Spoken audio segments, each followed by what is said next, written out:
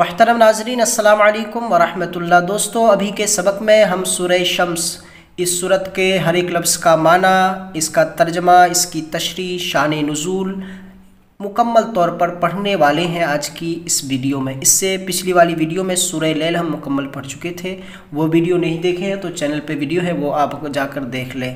تو چلیے ابھی کا سبق ہم شروع کرتے ہیں۔ آپ بھی کتاب کھول لیں، 30 پارہ سورہ شمس نکالیں۔ اعوذ باللہ من الشیطان الرجیم، بسم اللہ الرحمن الرحیم۔ سورہ الشمس مکیہ، اس سورت کا نام شمس ہے، یہ سورت مکی ہے۔ اس سورت میں 1 رکوع، 15 آیتیں، 54 کلمے، 274 حروف ہیں۔ ٹھیک ہے، اس کو آپ زبانی یاد کر لیں۔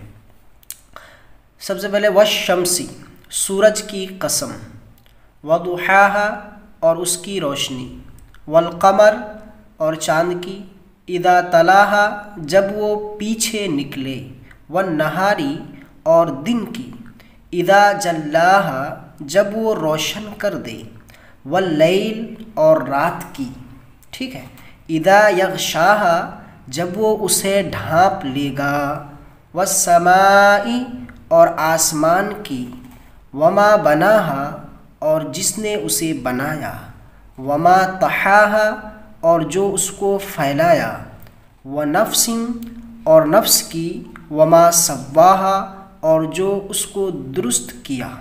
ٹھیک، اب اس لائن پہ آئیے۔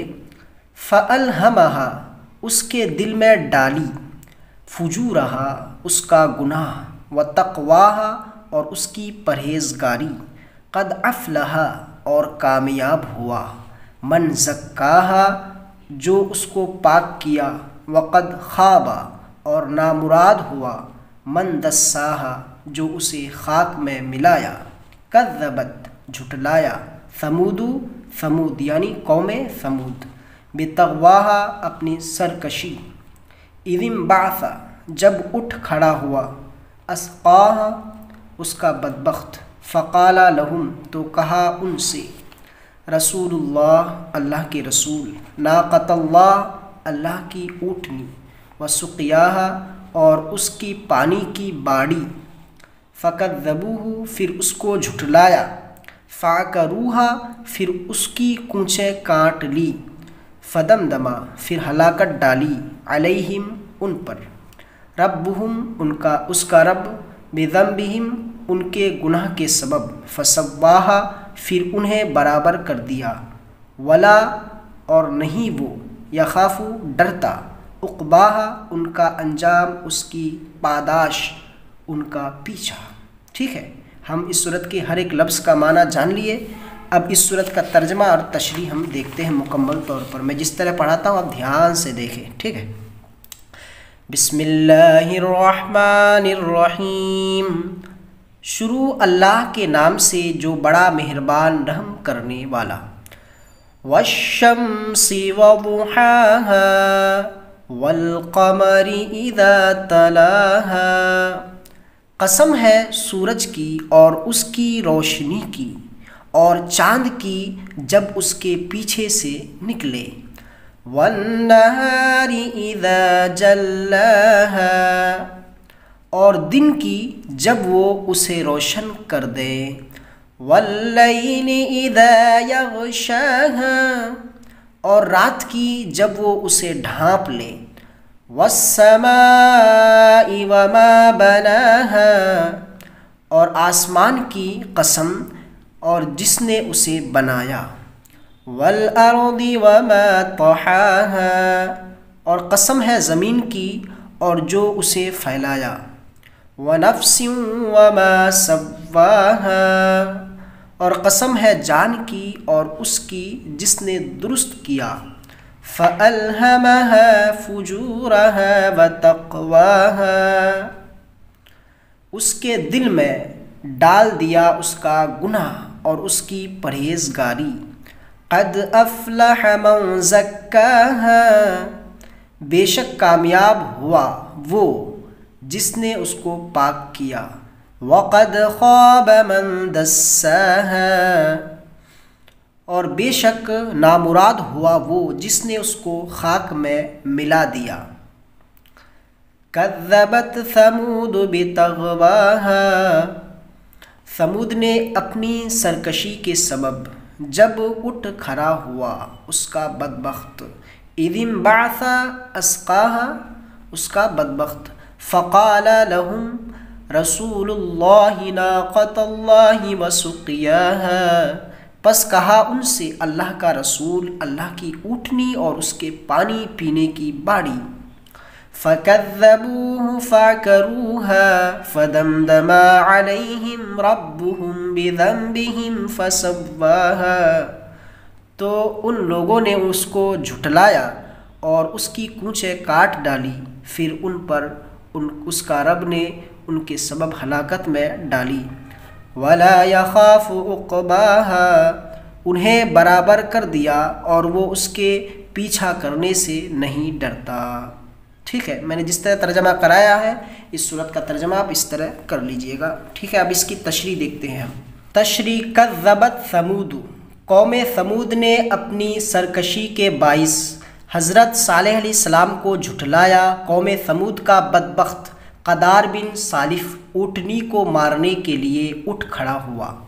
رسول اللہ، اللہ کے رسول یعنی حضرت صالح علیہ السلام، ولا یخاف، اور اس کے پیچھا کرنے کا اسے خوف نہیں، یعنی جیسا کہ بادشاہوں کو کسی قوم کے سزا دینے کے بعد کبھی کبھی شورش اور فتنہ ہوتا ہے یا احتمال ہوتا ہے، یہاں ایسا کچھ بھی نہیں، کیونکہ وہ مالک الملک ہے، جو چاہے کرے، کسی کو دم مارنے کی مجال نہیں۔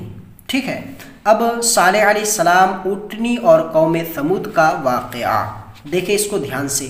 ثمود ایک قوم کا نام ہے، خدائے واحد کے علاوہ بہت سے معبود ان باطل کے پرستار تھے، شرک میں مبتلا تھے، اسی لیے اللہ تعالیٰ نے اس کی اصلاح کے لیے انہی کے قبیلے میں سے حضرت صالح علیہ السلام کو ناصح پیغمبر اور رسول بنا کر بھیجا تاکہ وہ ان کو راہ راست پر لائے۔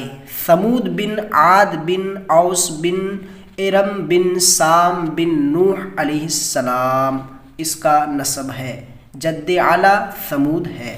ٹھیک ہے، ایک مرتبہ قوم ثمود کے سرداروں نے مخالفت کیا کہ اگر واقعی تو اللہ کا رسول ہے تو سامنے والا پہاڑ سے ایک ایسی اونٹنی ظاہر کر کہ جو گابن ہو اور فوراً بچہ دے دے، یعنی جو گابن یعنی حاملہ ہو فوراً بچہ دے دے۔ حضرت صالح علیہ السلام نے درگاہ الہی میں دعا کی، اسی وقت سامنے والے پہاڑ سے حاملہ اونٹنی ظاہر ہوئی اور اس نے بچہ دیا۔ یہ دیکھ کر کچھ تو اسی وقت داخل اسلام ہوئے، لیکن زیادہ تر اور سرداروں نے ایمان نہیں لایا۔ حضرت صالح علیہ السلام نے کہا کہ تمہارے مطالبہ پر یہ اونٹنی بطور نشانی اللہ تعالیٰ نے تمہارے پاس حاضر کیا ہے اور پانی پینے کا باڑی مقرر کر دیا ہے، خبردار اس کو کوئی تکلیف نہ پہنچے۔ اس کے اونٹنی کے دودھ سے قوم ثمود سیراب ہوتا تھا، وہ اونٹنی پہاڑی کوہ سے نکلتی اور اپنی باڑی میں کھا پی کر چلی جاتی، مگر ثمود نے سرکشی کی اور اونٹنی کی کونچیں کاٹ کر ہلاک کر دیا۔ اس کا بچہ یہ دیکھ کر پہاڑ پر چڑھ گیا، بولتا اور چیختا ہوا پہاڑی میں غائب ہو گیا۔ اللہ اکبر۔ جب صالح علیہ السلام کو یہ خبر ہوئی تو حسرت اور افسوس کے ساتھ قوم سے مخاطب ہو کر فرمایا، اب خدا کے عذاب کا انتظار کرو جو 3 دن کے بعد خدا تم کو تباہ کر دے گا۔ چنانچہ 3 دنوں کے بعد ایک ہیبت ناک آواز نے سب کو اسی حالت میں ہلاک کر دیا جو جس حالت میں تھا صالح علیہ السلام، اور ان پر ایمان لانے والے کو اللہ تعالیٰ نے اپنی حفاظت میں رکھا، یہ لوگ عذاب سے محفوظ رہے۔ اللہ اکبر۔ تو دوستو، سورہ شمس اس سورت کا ترجمہ اور اس کی تشریح قوم ثمود کے بارے میں ہے، حضرت صالح علیہ السلام کی قوم کے بارے میں ہے۔ تو میں نے جس طرح پڑھایا ہے آپ کو اسی طرح اچھی طریقے سے یاد کر لینا ہے۔ اگلے سبق میں ہم سورہ بلد اس سورت کا ترجمہ، اس کی تشریح پڑھنے والے ہیں۔ تو پھر ملتے ہیں اگلی ویڈیو میں۔ السلام علیکم ورحمۃ اللہ۔ ویڈیو کو لائک کریں، اپنے دوستوں کے ساتھ شیئر ضرور کریں۔